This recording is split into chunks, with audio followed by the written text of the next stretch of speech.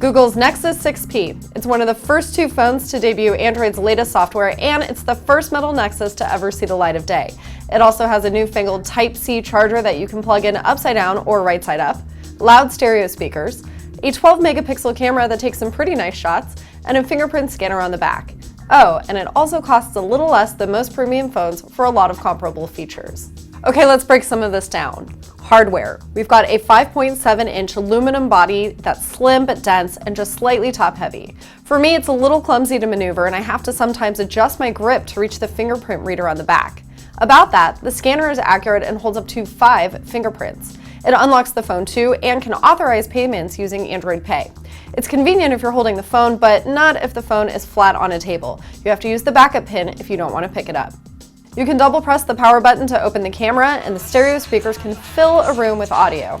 There's also a reversible Type-C charging port which supports fast charging. Just make sure you buy extra cables or keep yours with you because your friends probably don't have one yet.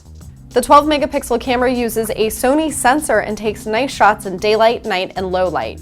8-megapixel selfies are pretty good too.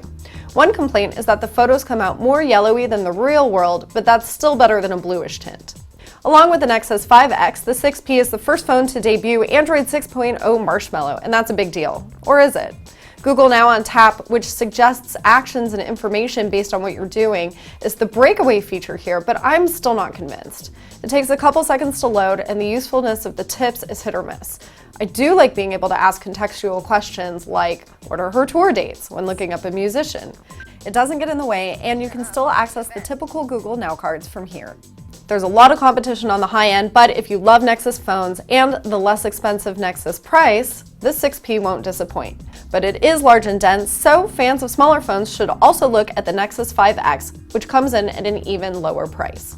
I'm Jessica Dalcourt. Make sure you check out cnet.com for even more on the Nexus phones and Android 6.0.